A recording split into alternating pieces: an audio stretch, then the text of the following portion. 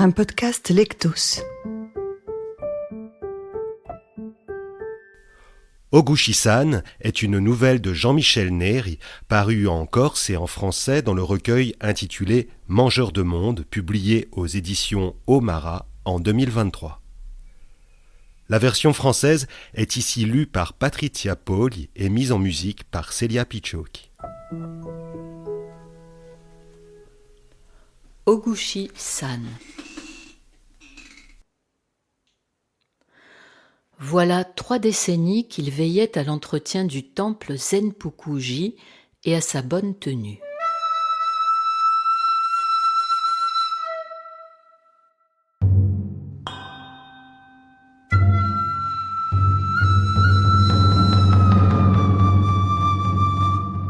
Depuis le jour, en fait, où des moines l'avaient découvert dans l'enceinte de l'édifice sacré, cherchant à s'abriter de pluies diluviennes. Sans ressources ni famille, il y était resté.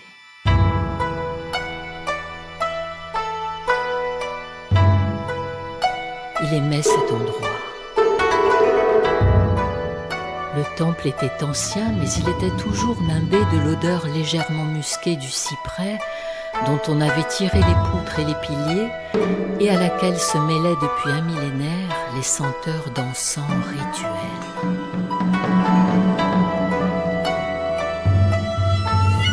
Sa fonction en ce lieu s'était imposée d'elle-même. La tâche lui convenait. L'harmonie et la quiétude sont aisées à cultiver. Là, les démons qui jadis l'avaient rongé au point d'anéantir sa vie et le jeter sur les routes de Honshu s'étaient peu à peu détournés de lui pour le laisser renaître sous les cerisiers et les immenses ginkgos du parc.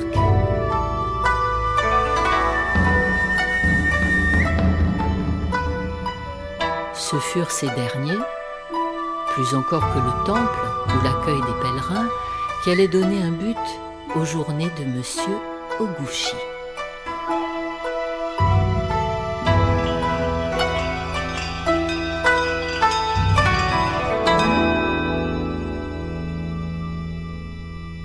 Il avait passé ses 2 premières années au Zenpuku-ji à observer le travail du vieil homme qui venait régulièrement d'un quartier voisin pour entretenir les massifs et toiletter les arbres. La 3e année, sans que beaucoup de mots eussent été échangés, il se trouva doté d'une paire de cisailles et eut la charge d'accompagner quelques pieds de fusain et un beau camélia. L'année suivante, le vieux jardinier aux articulations déformées par l'arthrose jugea sans doute qu'il était prêt et encouragea M. Oguchi à emprunter la longue échelle de bambou pour le remplacer dans les ramures plus élevées. Éliminer les innombrables brindilles sèches qui parasitaient la double allée de cerisiers l'occupa durant plusieurs mois. Mais quand vint enfin leur éclatante floraison virginale, quand leurs pétales orphelins balayés par les vents nappèrent de danseuses d'écume le ruisseau serpentant à travers les jardins, Monsieur Oguchi eut la sensation d'y avoir contribué un peu, et pour la première fois de sa vie, d'avoir participé à quelque chose de bien plus grand que lui.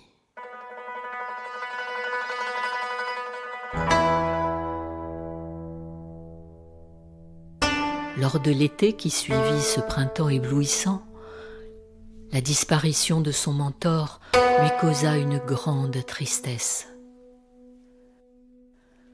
Bien que ses paroles eussent été rares, le vieillard avait été généreux et l'avait nourri dans de nombreux domaines, mais le temps lui avait cependant manqué pour l'initier aux gestes qu'il réservait aux ginkgos. Ils n'étaient que 3, mais certainement les arbres les plus majestueux du parc. Et M. Oguchi s'était souvent demandé à quel moment il lui serait permis d'y voir œuvrer l'ancien. Sans doute parce qu'il avait auparavant subi les rigueurs d'une vie vagabonde, que l'automne annonçait pour lui le dénûment à venir et lui faisait déjà regretter la chaleur, Monsieur Oguchi goûtait peu la douce mélancolie suscitée par cette saison et ne ressentait que tristesse et appréhension à voir le monde autour de lui se préparer à plonger dans une longue léthargie.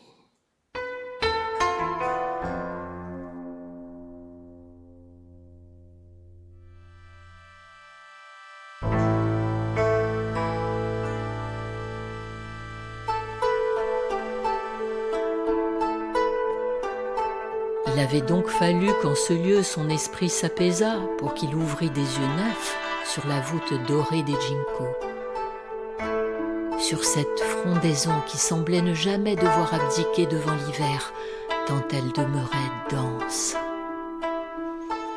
Elle égrenait sans s'appauvrir ses éventails miniatures pour former un tapis couleur d'ambre, rehaussé de rares feuilles d'érable aux lobes acérés, telles des étoiles écarlates piquées sur le drap blond.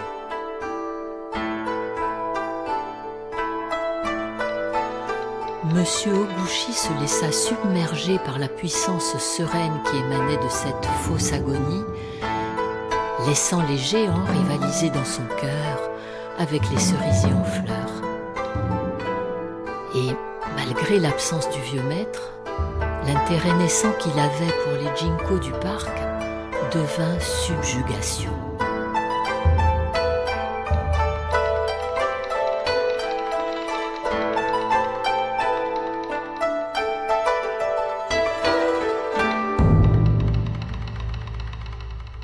Dorénavant, la tâche lui incombait sans qu'il y eût été précisément formé.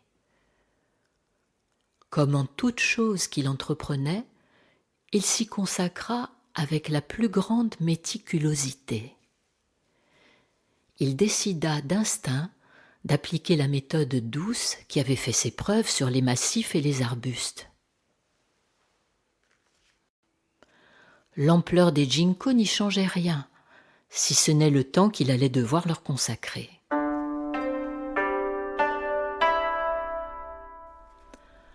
Le premier contact, au moment de quitter l'échelle et gagner leur ramure, lui fut intimidant. Le tronc était si épais qu'il offrait peu de prise et les branches principales semblaient à peine plus fines. Il se cala à califourchon sur l'une d'elles et progressa prudemment vers son extrémité. Sa reptation lui permit d'atteindre une zone où la branche se ramifiait enfin, où les rameaux étaient à sa portée. Armé de sa seule cisaille, il fit de la dentelle. Ni plus ni moins qu'il l'eût fait sur un arbrisseau.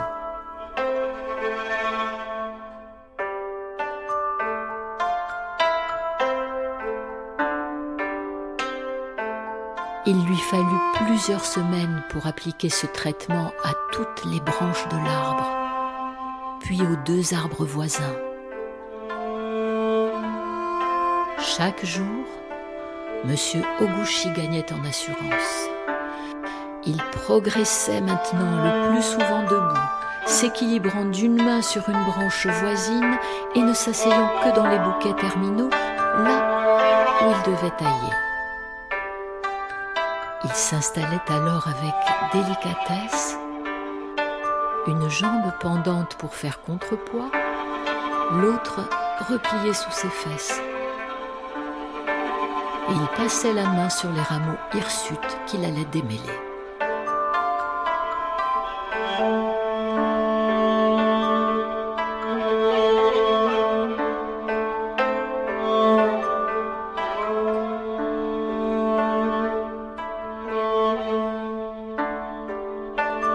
Durant les nombreuses années qui suivirent, l'entretien des ginkgos du Zenpukuji fut dans les jardins la tâche essentielle de M. Oguchi.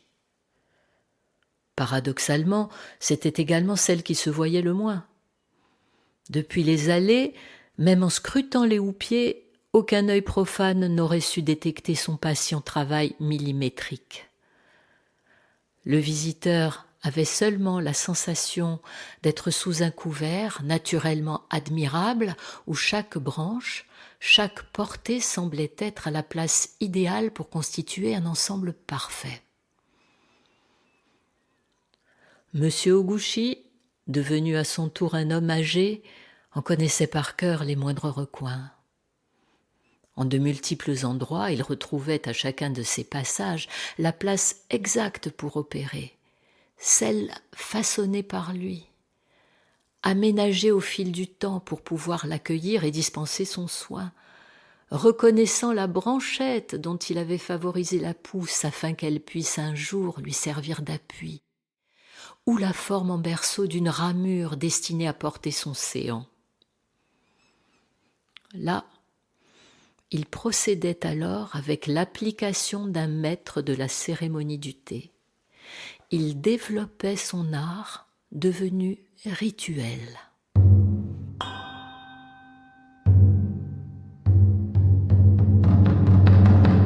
Caresser les rameaux comme entrer en matière, en éprouver la vigueur et la souplesse, choisir parmi eux, doser.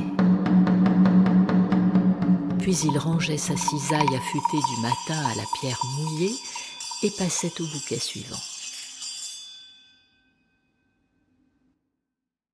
Ce matin-là, M. Oguchi était contrarié. Il venait de se brûler en renversant son thé, mais ce n'était pas là la raison de son agacement. Pourtant, la journée s'annonçait parfaite, de celle capable de lui faire poser un œil reconnaissant sur toute chose et remercier le destin qui l'avait mené ici 30 ans auparavant. C'est justement en laissant errer son regard sur le cadre enchanteur des jardins du Zenpukuji, alors qu'il dégustait un thé choisi en profitant du soleil matinal, qu'un sursaut de stupeur lui avait fait commettre la maladresse.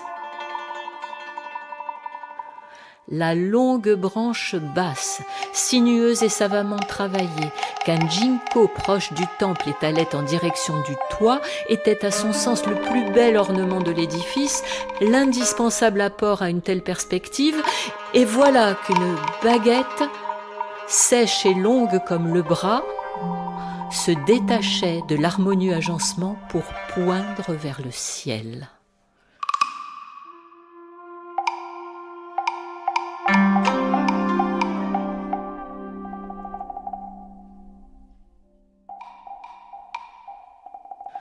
Comment avait-il pu négliger ce bois mort? N'avait-il séché qu'après son précédent passage? Il voulut se raisonner en se disant que ce détail pourrait bien attendre sa prochaine intervention, mais il ne voyait plus que cela. Regarder dans cette direction lui devenait douloureux, autant pour le choc esthétique que pour le manquement qu'il soulignait. Soudainement résolu à ne pas garder sous les yeux cette verrue durant les prochains mois, il alla prendre l'échelle.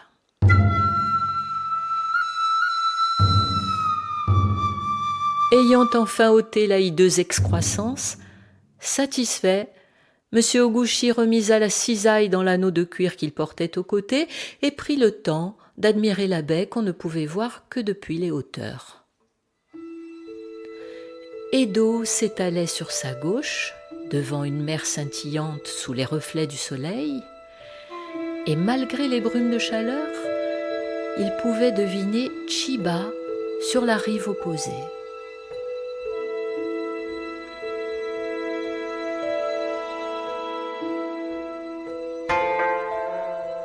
Son regard fut soudain attiré à droite par de lointaines colonnes de fumée. Elles s'échappaient de 4 énormes vaisseaux noirs à l'ancre à l'entrée de la baie. Il n'en avait jamais vu de tels. Il les observa un moment, se demandant d'où pouvait provenir cette étrange flotte acheminée, puis se décida à redescendre de son perchoir. Debout, sur la branche qui le ramenait au tronc, il fut assez étonné quand il entendit claquer le tonnerre par cette journée radieuse. Il leva la tête pour s'assurer que le ciel était toujours aussi bleu et limpide, et quand, sous lui, dans un éclat spectaculaire, le tronc monumental se fendit en deux et que son propre corps fut projeté dans les airs sous l'effet de la déflagration, il s'étonna brièvement une seconde fois, se demandant comment la foudre avait pu frapper après le coup de tonnerre. Il retomba meurtri de toutes parts. Les chairs criblées de dizaines d'esquilles de bois dont une au moins le priva de son œil droit. Le géant gisait aussi, comme éventré, une moitié de lui arrachée et pendant sur le toit séculaire, l'autre affalé en travers des jardins, annihilant sous sa masse les sentes et les ouvrages de pierre. La souche était décapitée à hauteur d'homme en un faisceau hérissé de fibres déchiquetées. La plupart des rameaux parfaits, soigneusement, patiemment peignés et ébarbés par lui, étaient éparpillés au sol, tels de vulgaires épluchures qu'on aurait chassées du balai. Rien ne subsistait de ce qu'avait été cet être debout, ni de ceux qui l'incarnaient pour Monsieur Oguchi.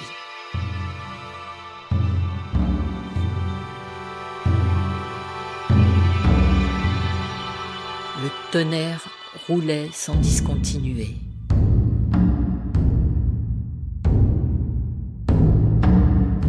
Des cris montaient d'au-delà des murs.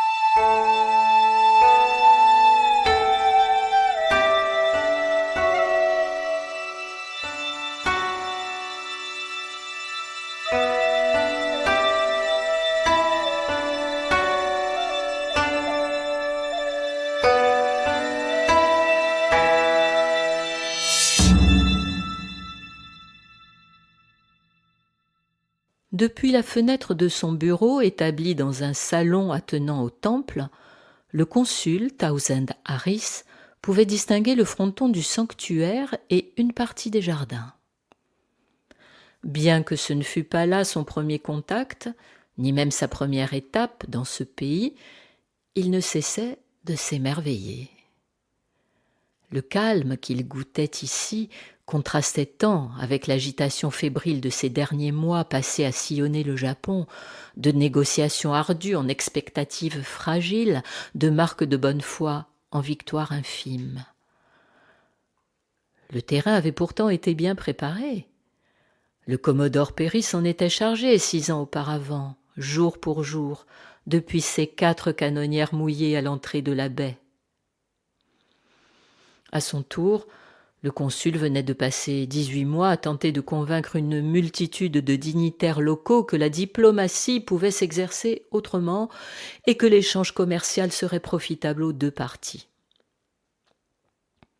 Il y était parvenu, face à la rancœur et la concurrence. Il savourait maintenant sa victoire, celle qu'il ne devait qu'à lui, à sa patience et à sa compréhension fine des choses. Tout ce qu'il avait déjà vécu et connu dans les confins du monde était devenu caduc en arrivant ici. Et il s'étonnait encore qu'après une aussi âpre entrée en matière, on eût pu lui offrir, en signe assumé d'amitié, une telle résidence pour siège de sa toute fraîche légation. Un sourire satisfait épinglé entre ses favoris, il jouissait du ravissement que lui procurait l'agencement des jardins. Un mouvement agita les ramets d'un grand arbre à la périphérie de son champ de vision et attira son attention. Il distingua, en contre-jour, la silhouette d'un homme assis, posé sur une branche comme dans un nid. Il s'affairait avec minutie. Quelques feuilles voletaient en tombant sous l'effet de son ouvrage. Lui et son outil paraissaient minuscules, perdus dans l'immensité verte. L'homme ne bougea plus et sembla contempler le bouquet dans lequel il était perché. Il tourna ensuite la tête et scruta un instant la baie. Puis il se redressa et marcha précautionneusement sur la branche charpentière pour rejoindre une échelle.